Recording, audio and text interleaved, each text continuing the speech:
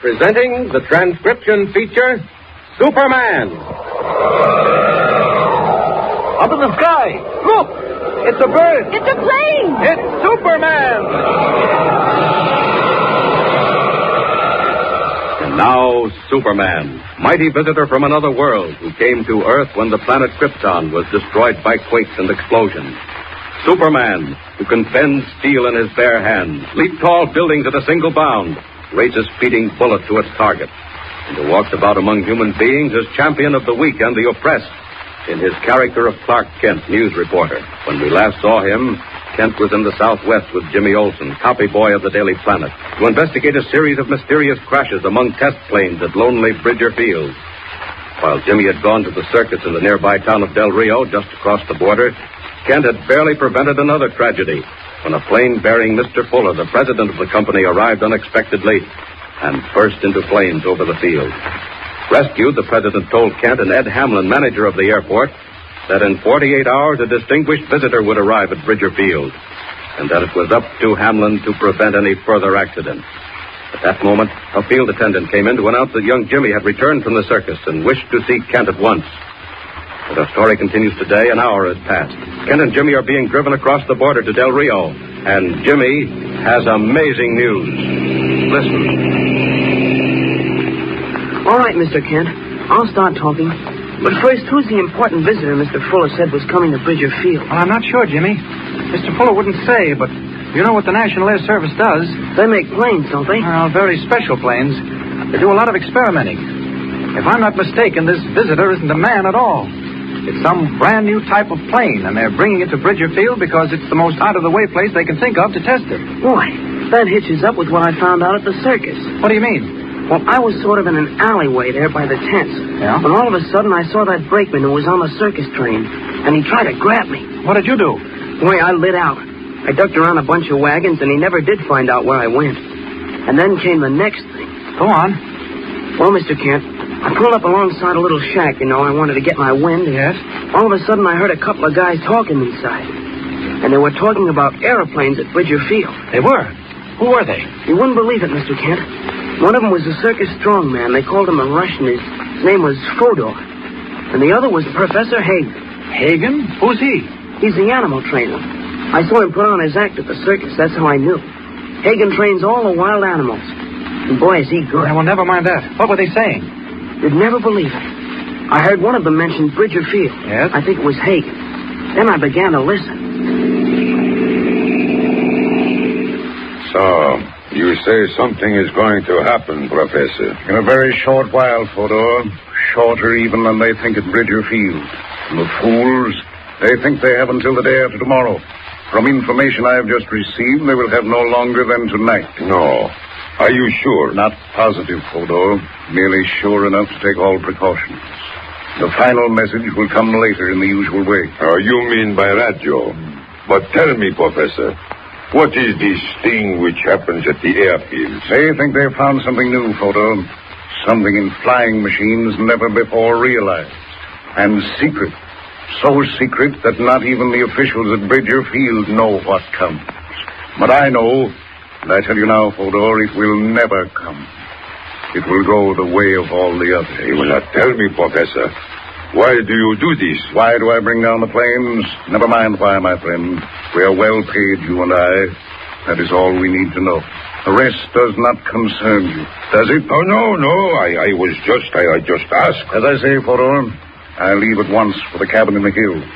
Your job will be to stay here and see that nothing goes wrong. Once I have arrived and arranged the new wiring, there will be no further occasion for the radio. But until then, Professor... Until then, later tonight, there may be one last message. I shall receive that wherever I happen to be. Now come, we've wasted too much time already. Come, Michael. And that's all I heard, Mr. Kent. Jimmy, I should say you heard plenty. But, Mr. Kent, what does it all mean? It means Professor Hagen, masquerading as an animal trainer in the circus, is responsible for all those plane accidents. But, Jimmy, what we need is proof. Without it, we can't do a thing. We don't even know what's going on. We only guess. What's Hagen actually doing? Where's this mysterious cabin in the hills? And above all, Jimmy, what's he going to do when he gets there? I'm with you, Mr. Kent. Where do we start and when? The minute we get to Del Rio. And as to where, well, I think we'll have a look at that shack in the circus grounds. Now, hang on, Jimmy. I'm going to tell our pal out in front to put on a little more speed.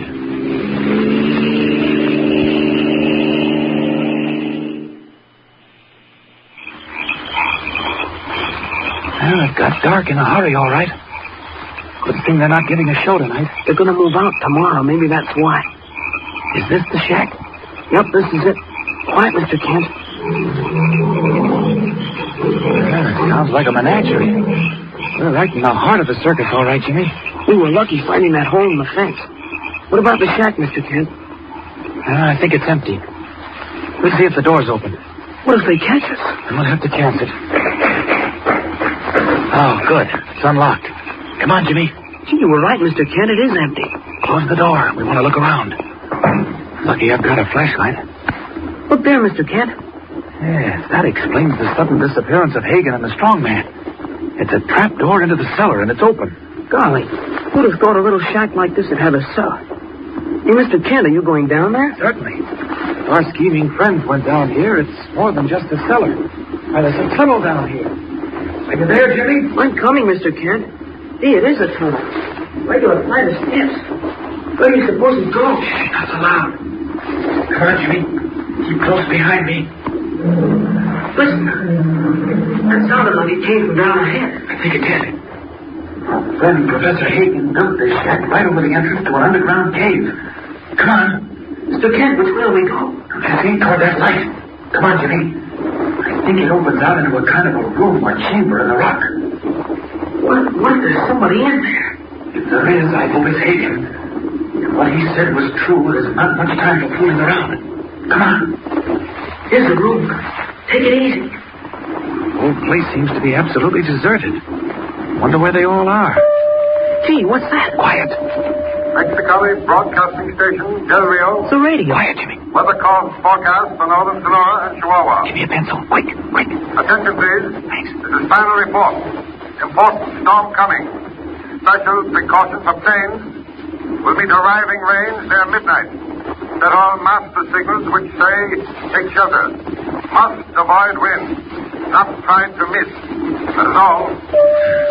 Gee, that was the dizziest stuff I ever heard.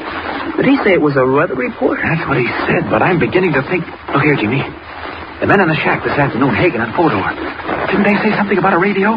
Mr. Kent, someone's coming. What? You're right. Down the stairway from the shack. We've got to get out of here quick. No, it's too late. We can't make it, Jimmy. They'd see us if we tried it now. Back. Listen, what if they come right into this room? Quiet. Got to chance that quick. I'll stay up and open and risk it. Get in that closet. No, I'll stay with you. Don't argue, Jimmy. Slide in that closet. Keep the door closed. Okay. Remember, whatever happens, keep that door closed. Looks as though there might be something doing pretty soon. If there is, I don't want Jimmy around when Superman does his stuff. Whoever it is, he's coming this way. Right into this room. Who is in there? If anyone is in the room of Professor Hagen... what you do here? Oh, nothing. Just looking around. What you do down here? How you get in? Same way you did. Down the stairs. You know who I am. I am Fodor, strongman. Well, that's very interesting. You down here where you do not belong. You thief. Very well. I show you what we do with thief. Careful, Fodor. Don't get too close. I been crowbar in naked hands. Maybe I show you how, yes? Look out. I bend strongmen. I'm warning you, Fodor. This is what we do to thief. Stop. Easy. You'll hurt your hand. And I pick you up. I throw you through wall. Oh, no. Not today, Fodor. On the other hand... Hey, now, what you do? Hey, I catch you. Wait. I hit you with trouble. Sorry, Fodor. Now it's my turn. And as I said, I bend strong men. You quit. Double them up like jackknives. How's this for a starter? And now you're in the way. I think you said something about throwing me against the wall. Well, see how you like this. I think that takes care of Fodor. Now, back to Jimmy as Clark Kent. All right, Jimmy. You can come out. Hey, Mr. Kent, what happened? I heard terrible crashes. Oh, just a little argument with your friend Fodor, the strong man. He's over there in the corner. Gosh, Mr. Kent, don't tell me you licked the strong man. Well, didn't exactly lick him, Jimmy. He more or less tripped. Fell on his neck. That was the crash you heard. Golly, he's out like a light. Hey, what are you doing? Jimmy, there's no time to lose. If anybody heard that row, they'll be after us. And if we expect to find anything here, we better start looking now. No, not over there. Jimmy, we'll start looking right here. Mr. Kent, what do you mean? Jimmy, this piece of paper. I took down what that Mexican announcer said over the radio. You did? What for? Because maybe it's only a hunch. I can't be sure. No, it's not a hunch. I was right. Jimmy, look here. Look. Look at what? What has Clark Kent found in the dimness of Professor Hagen's hideout far underground? What is he staring at so fixedly? And what can he do to save the mysterious airplane due to arrive so soon at Bridger Field? Tune in next time and follow the story. Up in the sky. Look. It's a bird. It's a plane. It's Superman. Superman is a copyrighted feature appearing in Action Comics magazine.